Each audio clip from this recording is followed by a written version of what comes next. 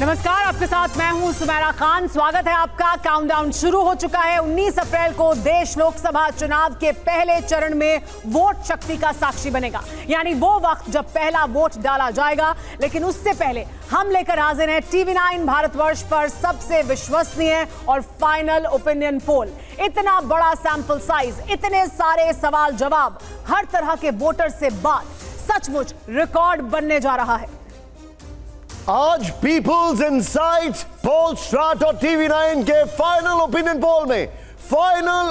पोल में देखिए देश की एक एक वीआईपी सीट, यानी कि एक एक वो सीट जहां से वीआईपीज की किस्मत पर फैसला होने वाला है।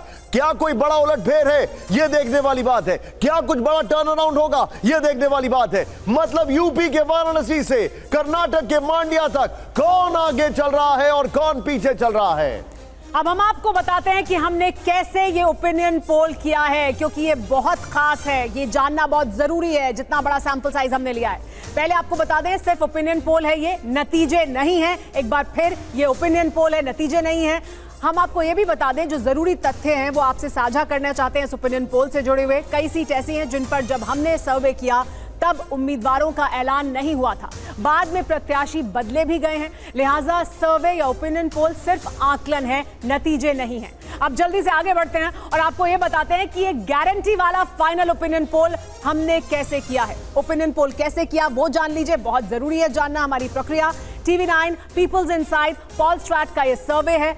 करीब 25 लाख लोगों का सैंपल साइज है। और देखिए, ये बहुत बड़ी बात है। हमेशा ये सवाल उठता है, कितने लोगों से बात की। 25 लाख लोगों का सैंपल साइज है। IVR के जरिए लोगों की राय ली गई है। रैंडम नंबर जनरेटर के जरिए कॉल किया गया है। लोकसभा की 543 सीटों पर सर्वे किया है। यह भी बहुत जरूरी बात है जानना। 543 सीट, यानी सभी सीटों पर हमने बात की है। लोकसभा सीट के अंतर्गत आने वाली हर विधानसभा सीट से सैंपल लिया गया है। इसलिए जब आप हमारा ओपिनियन पोल देखेंगे तो आप अपनी विधानसभा में क्या हो रहा है वो भी जान सकेंगे। 4123 विधानसभा सीट से हमने सैंपल कलेक्ट किया है। 1 अप्रैल से 13 अप्रैल तक ये सैंपल इकट्ठे किए गए हैं। इस दौरान हमारा ये ओपिनियन पोल किया गया।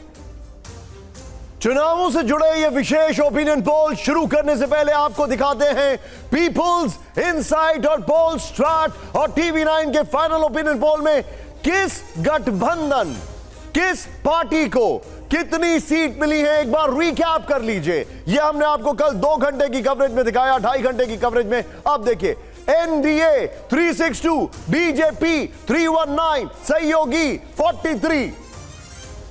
इंडिया गठबंधन को देखिए, इंडिया गठबंधन को 149 सीटें मिल रही हैं। कांग्रेस पार्टी को इसके भीतर 49 सीटें मिल रही हैं और 100 सीटें सहयोगी दलों को मिल रही हैं। तो कांग्रेस पार्टी 49 पर, सहयोगी 100 पर, एक 149 सीट। लेकिन सुमेरा, हम अदर्स को नहीं भूलेंगे। अदर्स हैं 32। This is not a lucky number 32, लेकिन 32। अब इसमें YSR और BJD जैसी बड़ी पार्टियां इसमें शामिल हैं, ये हम आपको बता रहे हैं। हमारे साथ मेहमान जुड़ चुके हैं। हमारे साथ शंभुनाथ शुक्ला जी मौजूद हैं, वरिष्ठ पत्रकार। हमारे साथ अवधेश कुमार जी मौजूद हैं, वरिष्ठ पत्रकार। हमारे साथ पोलस्टार्ट और पीपल्स इनसाइट से शिव सहगल और संदीप जुड़े हुए हैं। उनसे बात करेंगे और वो हमें तमाम जो आंकड़े हैं वो बताएंगे। अब जरा हम आपको बताने वाले हैं वो कौन सी वीआईपी सीट से कौन कहां पर आगे चल रहा है, कौन पीछे चल रहा है। ये ओपिनियन पोल है। पहली सीट सुमेरा बताइए जरा। पहली सीट बहुत जरूरी, देखिए, और हम बहुत रैंडमली ये सीट बताएंगे, इसलिए आपको हमारा बहुत ध्यान से ये पूरा सर्वे देखना होगा, ओपिनियन पोल देखना होगा। तो देखिए, गौरव गोगोई पीछे चल रहे हैं। गौरव गोगोई हारते हुए दिखाई दे रहे हैं सीट को। बीजेपी के पास 45.46% वोट, कांग्रेस पार्टी के पास 41.28% वोट।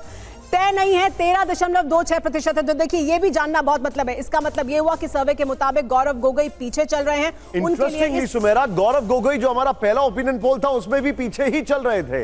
ये एक बड़ा इंटरेस्टिंग बात है। अगली सीट जो है वो देखिए जरा, राजनांदगांव छत्तीसगढ़, भूपेश बघेल। अब देखिए यहां पर क्या हाल है। भूपेश बघेल की अगर बात की जाए, बीजेपी 51.50%, कांग्रेस बहुत बड़ा मार्जिन है 36.37%, और जो अनडिसाइडेड है वो है 12% से थोड़ा ज्यादा, ये भी पीछे चल रहे हैं। यानी कांग्रेस के अभी तक 2 स्टॉलवर्ट्स पीछे चल रहे हैं। एक युवा है, दूसरे स्टॉलवर्ट हैं, ये दोनों पीछे चल रहे हैं। सुबेरा नेक्स्ट। और अगला कैंडिडेट बहुत अहमियत रखता है, नंबर 2 नरेंद्र मोदी सरकार में गांधीनगर की सीट पर क्या हो रहा है बता देते हैं। गुजरात अमित शाह की सीट, तो देखिए अमित शाह आगे ही नहीं बहुत आगे हैं, 74% वोट मिल रहा है बीजेपी को इस सीट पर। कांग्रेस पार्टी को 15% तय नहीं है, वोटर 10%, यानी बहुत आगे, कोई लड़ाई में नहीं दिखाई दे रहा है फिलहाल अमित शाह के सामने। ओपिनियन पोल ये दर्शा रहा है। और ऑलमोस्ट यही हमारा पहला ओपिनियन पोल भी था, गृह मंत्री अमित शाह के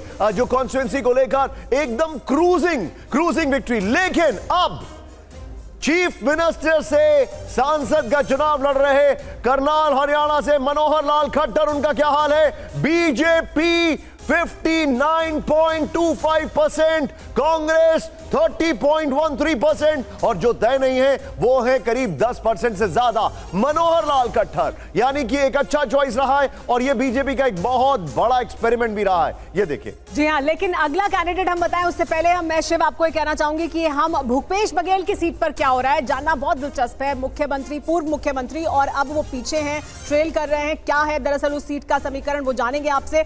फिलहाल आप वो निकालें आंकड़ा, उससे पहले हम अगली सीट के बारे में बात करते हैं। और ये भी एक कद्दावर चेहरा है नरेंद्र मोदी कैबिनेट का।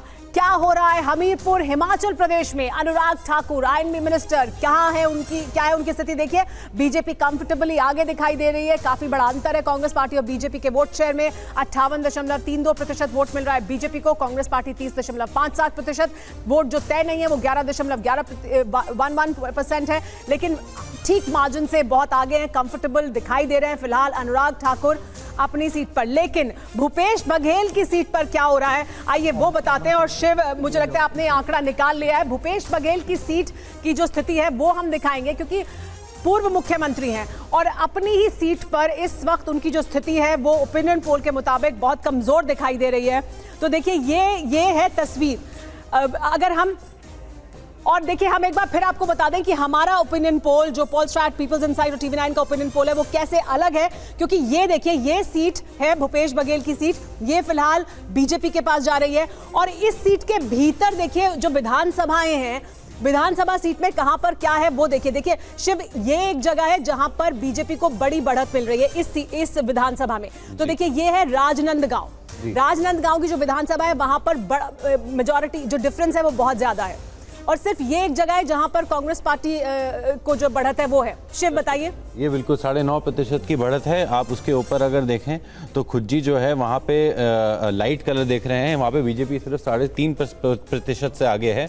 और यहाँ पे खैरागढ़ जहाँ पे 2 जगह है, 3 जगह ऑलमोस्ट हो सकती हैं आखिर इलेक्शन में जहाँ पे भूपेश बघेल जी आगे जा सकते हैं। और तो खैरागढ़ हो सकती है, और ये जो यहाँ से लगती हुई सीट थी ये विधानसभा की, ये हो सकती है खुज्जी खैरागढ़। ये दो खुज्जी और खैरागढ़, देखिए जो लाइट कलर्स हैं दिखा रहे हैं कि यहाँ पर अंतर बहुत कम है बीजेपी और कांग्रेस के बीच, तो यहाँ पर वो आगे बढ़ सकते हैं। लेकिन आप तब भी दे सकते हैं कि यहाँ पे 4 सीटें ऐसी हैं असेंबली के अंदर जहाँ पे भूपेश बघेल जी का जो हमारे सर्वे के हिसाब से नंबर आ रहा है उसमें वो पीछे आ रहे हैं। हो सकता है कि बाद में आप ये भी दिखा सकते हैं दर्शकों को कि यहाँ पे अनडिसाइडेड वोट काफी ज्यादा कॉन्स्टिट्यूंसी में ज्यादा है, 10% है, यहाँ 14% है, यहाँ 14% है, 13, यहाँ 15% है। तो ये एक सीट है सिर्फ यहाँ मोहल्ला मानपुर जहां पर कांग्रेस पार्टी आ गई, यानी बड़ी चुनौती भूपेश बघेल के सामने। लेकिन निशांत, आप इसकी जो और राजनीतिक पहलू है इसके बारे में इंटरेस्टिंग है। यहाँ पर आपने भूपेश बघेल का जिक्र किया। गृह मंत्री ने 2 दिन पहले अपनी रैली में कहा था कि इस देश में बड़े बड़े घोटाले हुए हैं,